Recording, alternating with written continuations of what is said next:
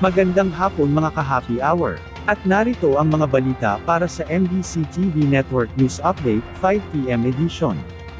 National Contingency Plan, nais marinig ng ilang senador. Ating panuurin sa MBC TV Network News ni Raymond Dad Paas. Umaasa ang mga senador na may ilalatag na ang nagkakaisang National Contingency Plan ng pamahalaan matapos aminin na nasa krisis na ang bansa dulot ng sigalot sa Middle East. Ayon kay Senador Sherwin Gatchalian, mahalagang kanilang makita na may iisang pagkilos ang mga ahensya ng pamahalaan upang tugunan ng krisis. Hindi yung kanya-kanya, gaya ng kanilang ipinakita sa unang hearing ng Ad Hoc Committee on Proactive Response and Oversight for Timely and Effective Crisis Strategy o PROTEC na kanyang pinamumunuan. Sabi ni Gatchalian, pangunahin ay ang source ng langis dahil limitado lang ang ating supply at hindi naabutin ng 60 araw. National Contingency Plan na comprehensive at unified. At kahapon nga, mayroon pang debate kung crisis o hindi pa crisis, di ba? I think settled na at everyone agrees na nasa crisis na tayo. At importante na umakto na tayo, both the public and the private sector. No? At kaya dapat tuloy-tuloy yung ating pagmomobilize ng resources para makatulong sa pinaka-vulnerable sector. Tatlong priority naman ang inilatag ni Senator J.B. Ejercito na dapat tingnan ng administrasyon dahil sa gera sa Middle East.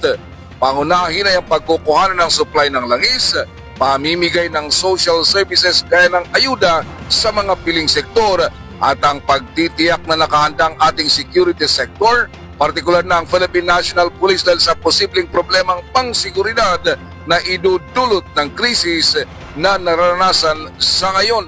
Pero I would suggest na isama dapat sa crisis committee yung peace and order. So siguro tatlo na yung una yung sourcing of petroleum in DOE, energy sector, yung assistance or support to the vulnerable sector, and yung vital.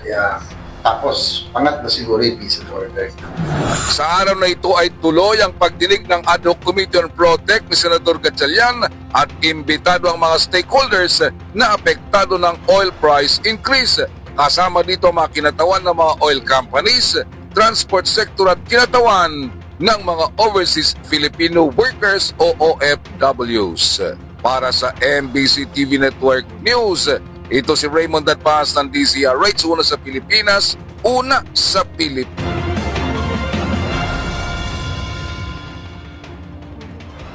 Samantala, pananatiling mulat sa mga kaganapan, naging buod ng mensahe ni Cardinal Tagle.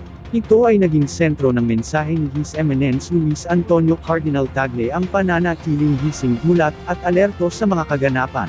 Bilang Pro-Prefect of the Section for First Evangelization and New Particular Churches of the Dicastery for Evangelization, binigyang diin niya ang kahalagahan ng pagiging maalam at may malasakit sa nangyayari sa paligid. Ayon sa kanya, ito rin ang nais ng Panginoon sa kanyang mga pagtuturo sa mga mananampalataya. Kaya't nananawagan si Cardinal Tagle na tuparin ang pagiging mulat sa katotohanan para sa ikabubuti ng nakararami. At yan ang mga balita para sa MBC TV Network News Update, 5 PM edition.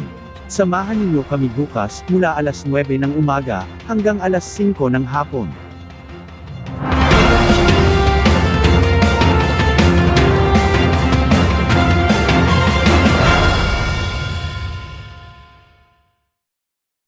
Mga ka-happy hour, kung gusto mong manood ang mga balita sa MBC TV Network News Update, mag-subscribe sa aming YouTube channel, i-like ang aming Facebook page, at i-follow sa aming TikTok account.